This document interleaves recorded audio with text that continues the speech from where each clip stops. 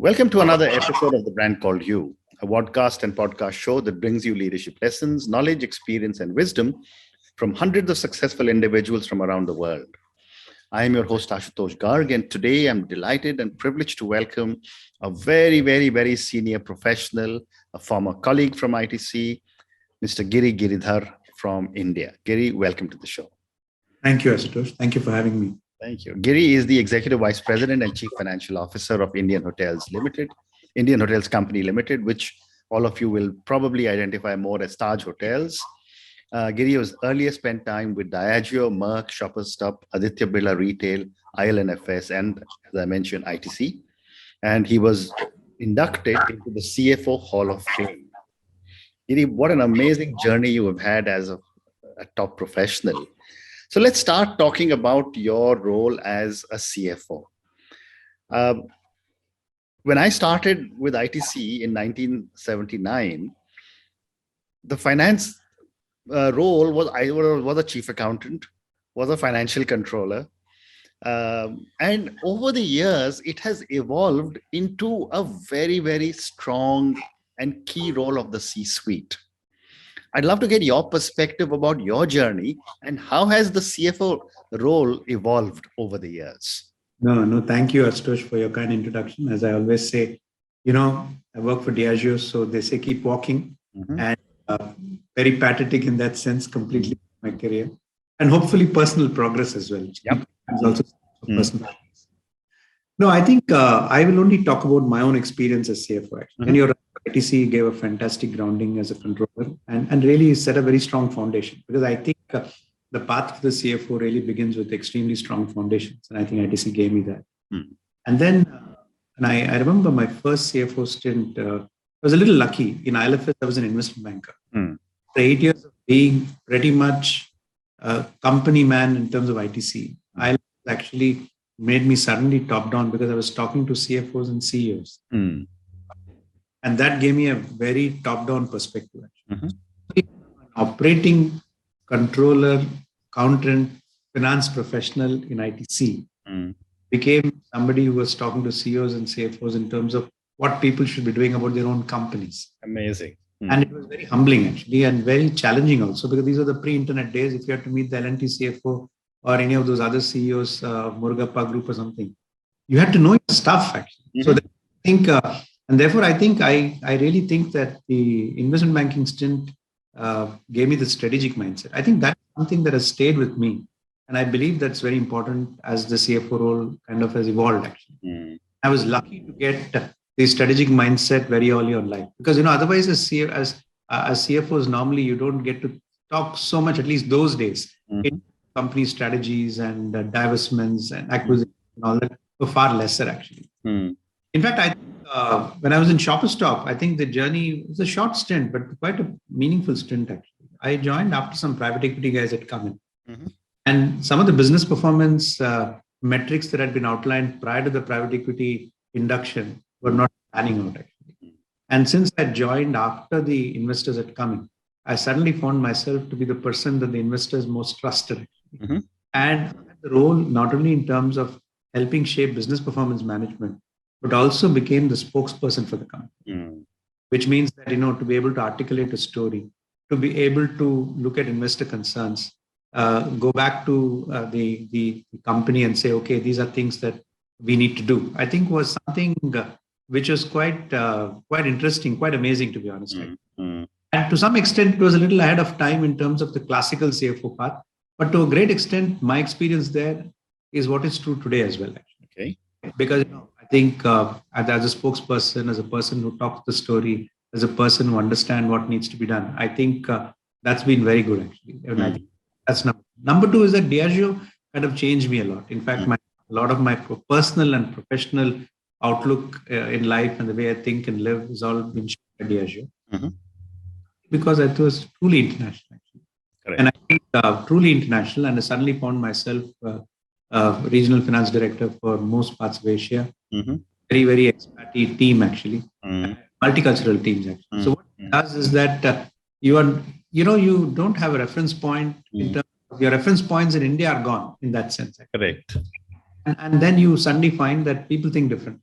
I think like the Indonesian guy would kind of would say yes, but 1 month later nothing would be done. So the Asian mindset was, but Anglo-Saxon colleagues were very cut and dried in terms of what they used to kind of work upon actually. And suddenly I had to sort of be familiar with the English Premier League back in 2002 when I knew football, to be honest, actually. I think so. I think what was great about Diageo was that the business performance thing was kind of honed to a finesse actually in how you kind of really focused on the key levers which matter. Kind of do it. So that is number one. But more importantly, I learned the other side of it, which was around consumer insights, helping performance. Like for instance, we used to have two things. One is an annual budgeting exercise, which was like any other company. We used to spend as a company $2 billion, $2 billion in terms of advertising. After, we had a separate meeting called game planning, all around really understanding what is the consumer insight that we're trying to address. Correct. Where do we spend monies to make sure that the money is spent well to further the objectives of the company and then the financial top and bottom line actually. So that insight bit was very important. And fast forward to Merck, which was a blue chip American pharma company. I think it was all the patient insights. Business planning discussions would be about not just about what can we sell in terms of Januvia and Janumet as a diabetes medicine, but it was all about patient care. It was all about doctor conversations. It was all about empathy, and all those translated to the business plan actually. So I think consumer insights, patient centricity were very different ways in which business plans got shaped. That was one thing. The other thing, of course, what you learned between Diageo and Merck were really about the compliance culture. Actually. The compliance culture is extremely high when it comes to blue chip multinational companies. Actually. And beyond the, what do you say, the document or the paperwork which sort of shows you're compliant, one big thing was the smell test, actually, which means as CFOs, I think you've got to be very good at smell test, to be honest. Because everything look good on paper, and as CFO, you kind of come in and say, but this doesn't smell right, and you don't do work, even though on paper everything is right. So that is very, very important. And the other thing was I also got as a CFO in these working, at a global role in London. I had to deal with M&A acquisitions in Russia. I had to deal with government in Venezuela, which was advertising companies, and we had a joint venture in Venezuela as an example. Suddenly, geopolitical risks came into part of being a CFO's purview. How do you deal with geopolitical risks to that actually? So that is quite interesting actually. I know, I can imagine. And it changes the way you look at business plans actually. Correct. Completely. So and also how you, the other very important focus for a CFO, I think over the years is the rigor of the operating model. While I think the CFO supports strategy, the CFO to a great extent owns the rigor on the operating model. Because ultimately the rigor on the operating model is what helps deliver what the strategy is supposed to do. Correct. And I think the CFO is the big champion of rigor actually. So that was very, very important for me. Of course, the people management thing actually. Because ultimately I think whether it's dealing with your own teams, your peers, or the board as an example actually. Understanding and adopting a principle which is people first.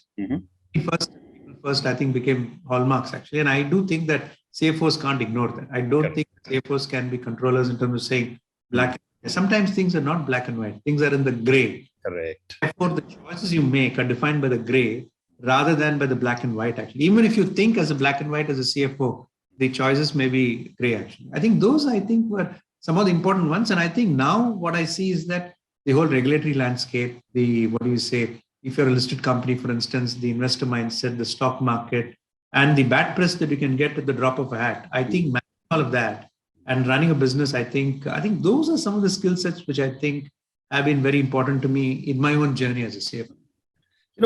I'm listening to you completely mesmerized. I had never ever imagined a CFO has so many different avatars or so many different roles. Yeah. And I can see from what you're telling me that you're obviously a very, very empathetic CFO when it comes to other functions. Sure. So it has to be.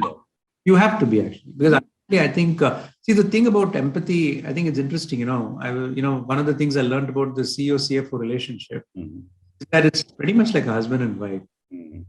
that you're the best friends, but you're also the greatest critics of each other, actually. Mm. How do you get the balance between best friends and greatest critics? Correct.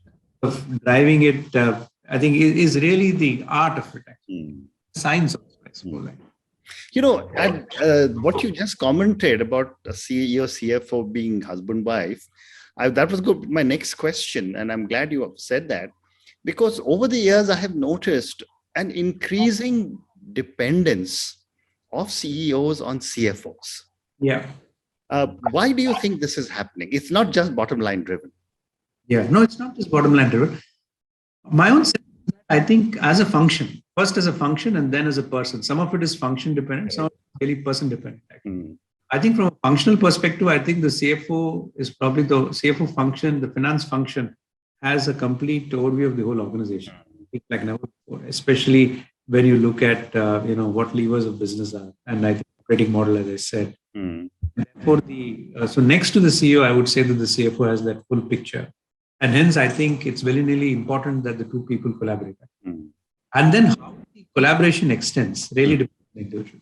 Because ultimately, I think it comes down to that husband-wife relationship or a trusted advisor, business partner, where I think risks are to be taken. See, one of the things I always say is that the CFO is not just keeping score, but also scoring goals. Correct. Which means what happens is that people normally CFOs kind of talk about avoiding risk. To be honest, I think CFOs also have to enable risk. Absolutely right. Really speaking, without risk, there is no reward. Always playing in the same zone, you probably won't achieve. And sometimes I think when you work with CEOs who are visionary, and CEOs are expected to be visionary, think beyond what you see. I want to take a big bet as an example. So the question is, how does the CFO enable it? Is he going to say, sorry, this is a big bet, which is not what we have done before, or beyond the resources? He has to find ways to make that happen. Well said. And hence I think that there is an imperative to make some of those things happen. And that's where both the functional requirements or the business requirements as well as the personalities of the individuals also matter. That relationship alive is what I would say. Very well said. Very well said. So again, I'm just going back 42 years, and I remember, making presentations on what used to be called 13-column sheets because there were no computers in those days. But I'd love to get your perspective, Giri, on how is technology changing the finance function? Significantly. And I think, because I think what technology is doing is enabling, I think business models are definitely changing. I think into the customer. If you're in the travel business, I think 15 years ago, you would have still rung up a travel agent to book your tickets or to book. Today, it is on the app as an example. And therefore, I think ultimately everything starts with what our customers are doing and behaving. Actually, hence I think you can't have a situation where your customer is thinking digitally and you are still in a different age. Actually, correct. I think therefore I think therefore revenue management. In my function, I also look after revenue management as an example. I think which means that and also key customer relationships, because key relationships is also a very important part of it. And hence, how do you enable it? I think you can't, digital has now become hygiene in my view. Actually. Of course, there are shades of hygiene, but digital has become hygiene. That's number one. And secondly, the operating model itself. Actually. Because ultimately, I think what digital is trying to do is disrupt business models, but also a big enabler of reducing costs, both in terms of driving top line as well as reducing costs. And therefore, the CFO, I think, has a big role to do that. And one thing about the finance function itself is that I think it's a transition for the finance function. Because my own sense is that, for instance, I'm leading an effort here on integrated reporting. For me, I always believe that, historically, MIS reports, monthly performance reports were always the domain of the finance function, which means some accountant, some MIS guy would kind of prepare reports and give it to the managing director. The rest But there's no need. In fact, the integrated report means the revenue guy gives you the revenue numbers. This guy gives you some sales-related parameters. The manufacturing guy gives you some manufacturing parameters.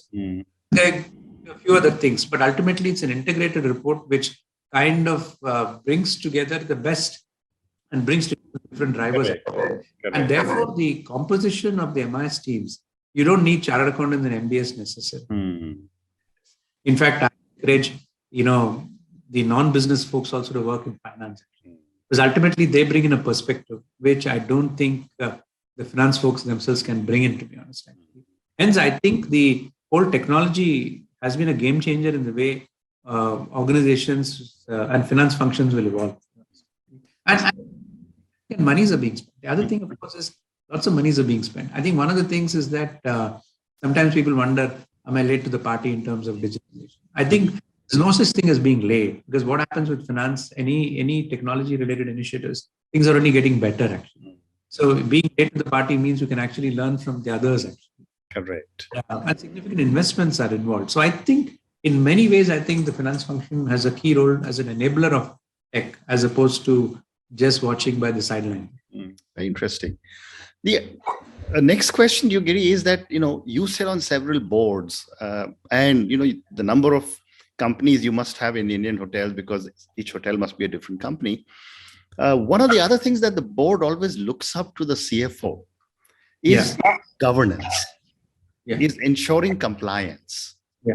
I'd love to get your perspective, because we've been seeing several cases, slippages on governance, and then problems start.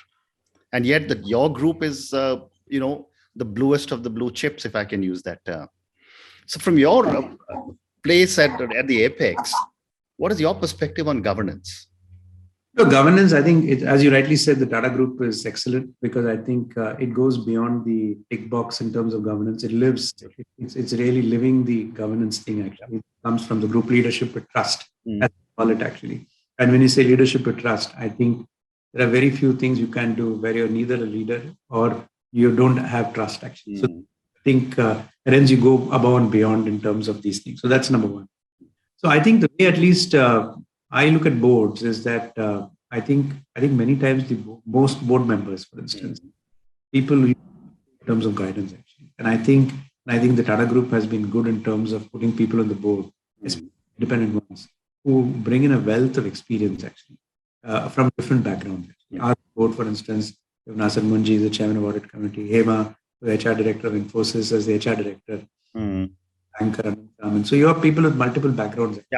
So sometimes they can bring in perspectives which are very different from what the management team is thinking. Right. I think, and therefore it's great to have boards like that.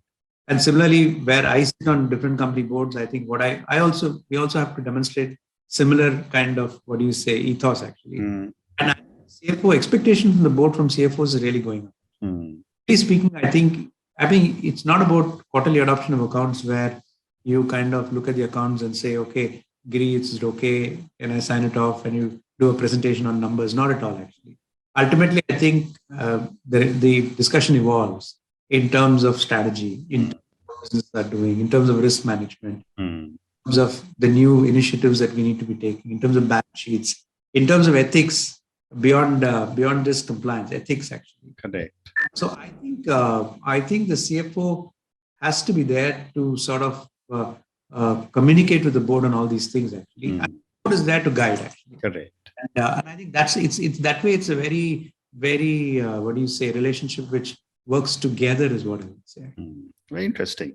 Yeah. So one more question, and then I've got a couple of questions for you after that, which I call personal questions. What would you say is your leadership style? Because you must have got, hotel CFOs reporting into regional CFOs and people. So it must be a large network of people reporting to you. Yeah. What would you say is your leadership style? So I think 2-3 things I think are important for me. I think number one, I think is the company first mindset as driving actions, because and driving the ways of working. Because it's very, sometimes what I find is that sometimes you tend to believe that what is good for you is good for the company. On the contrary, it's the other way around. So what is good for the company will be good for you, but what is good for you may not necessarily be good for the company. So for the company first mindset is something I kind of bring to bear on all my discussions. Everything that we discuss, I think that becomes very important. Right. And that also makes me objective in terms of cutting out the frills, cutting out some personal aspects of what a particular decision may lead to. For me, is very important actually. The second thing is really around what I would say, therefore, candor. Candor becomes very important. Actually. Right. People who work with me know that I don't hesitate to say what what I need to say. Mm. And I think candor becomes important. Sometimes it can be radical, and Mm. that gets me into trouble. Mhm. But radical candor, I think candor is something I absolutely. Very good. I think it's important to say what you mean Mm. and do as you say. I think, and therefore, I think, and the third, of course, is really people. Mm. I think sometimes a decision may be right for the business. Yeah. Sometimes I think you say what is right for the people. Like for instance, if it comes to, I'll give you an example. I think, and that is where I think I respect the Tata Group actually. Mm. We took salary cuts during the pandemic. Mm. We realized that there were many partner hotels who had fired people. Mm. Normally, the salary cuts should have gone to save costs for yourself, Mm. therefore reduce losses in a pandemic. Whereas what we did was we contributed a significant amount of the salary cuts to the Taj Trust. Mhm. Money went to pay for people who had been fired. Wow. So then, as a CFO, do I sort of look around and say, gosh, the salary cut is meant to sort of help the cash flow Mm. and reduce losses?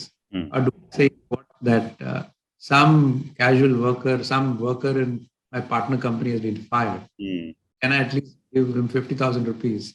And therefore, we spend more than 25 crores on this basis. Wow.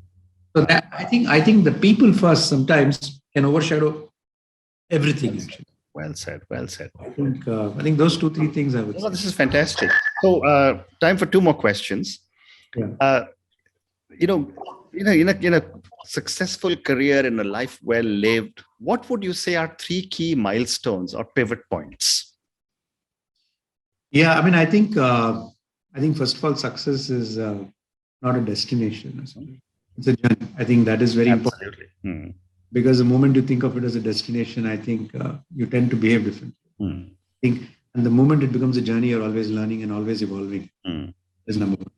For me, I think there were 2-3 key milestones, is what I would say. I Mhm. think one is the fact that I think going to IME after chartered accountants, because I was always homegrown in the sense, my boy till I finished my CA ranker, but always homegrown, which means I didn't have a view outside Chennai. Mm. Suddenly, wrote CAT for a lark and got into Ahmedabad and went into Ahmedabad. And Yeah. that was a massive change because I suddenly found that we were meeting all kinds of people. My classmates, the Raghuram Rajans and Nachiket Moores and all of those kind of people. Mm. Mm. Very, very good at what they do Mm. and very different backgrounds actually. And that was an eye opener in terms of a different world. Mm. For me, that opened me up like in a very significant way. So Mm. that, Mm. the second one was really Diageo in Mhm. terms of a milestone because I think that truly brought me international. Mm. And not just international in terms of work, but also in terms of attitudes to life and everything else. Mm. And finally, the third milestone is really family. Because Mm. for a period of time, I still remember, I used to, when London and Singapore rose, I used to fly 200 plus days a year, Mm. which means I was home for weekends. Mm. And I remember doing an authentic leadership course when I was in London. Mhm. And then more recently, there's this book True North by Bill George and all that. Mhm. Life. And then I think that authentic leadership course pretty much is similar to what Bill George says in his book. Mm. His life is not about work, actually. Mm. Therefore, I think my wife was much more, what do you say, much more wiser than that. And sure, Mhm. Giri, you have been the provider. Mm. You've not spent time with the kids like I have.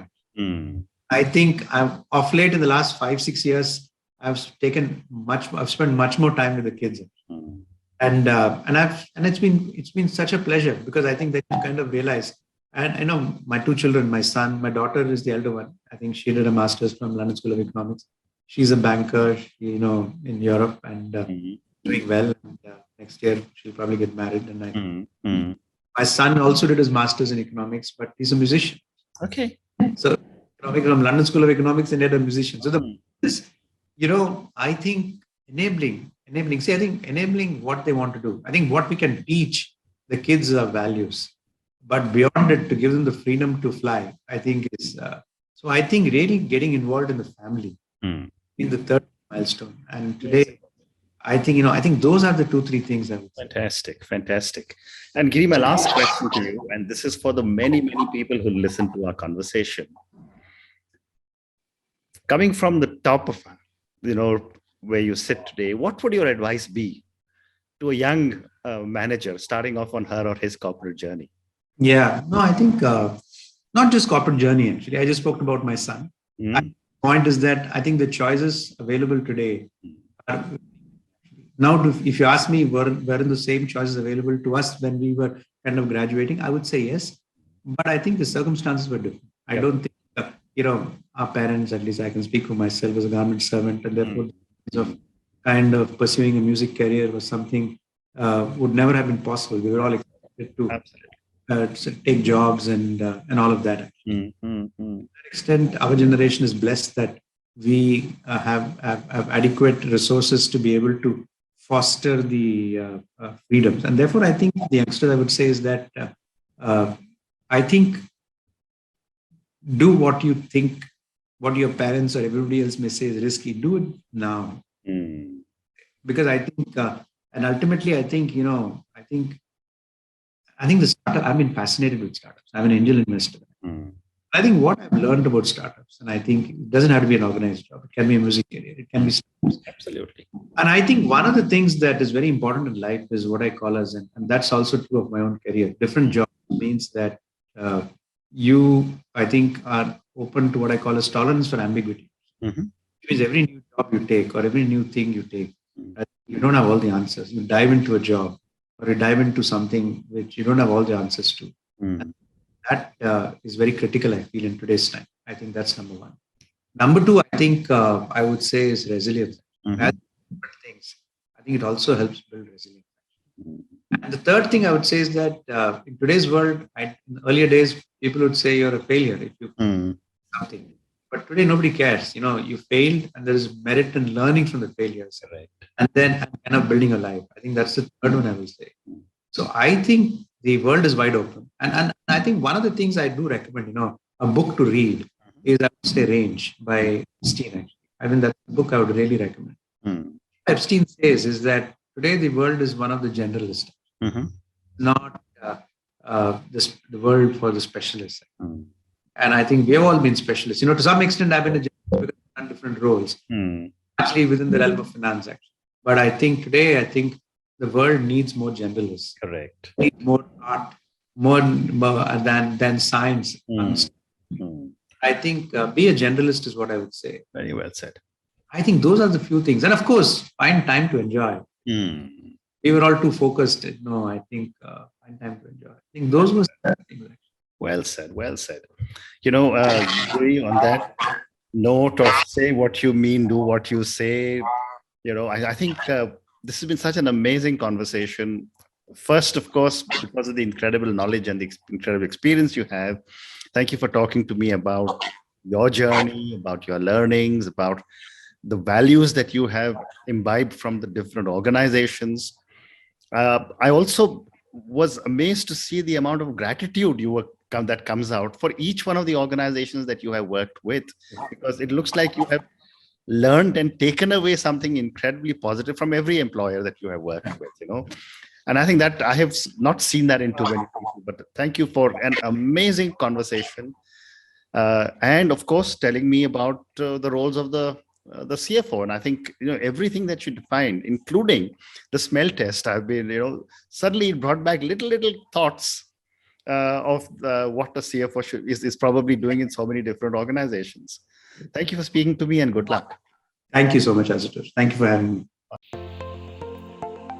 Thank you for listening to the Brand Called You videocast and podcast, a platform that brings you knowledge, experience, and wisdom of hundreds of successful individuals from around the world. Do visit our website www.tbcy.in to watch and listen to the stories of many more individuals. You can also follow us on YouTube, Facebook, Instagram, and Twitter. Just search for the Brand Called You.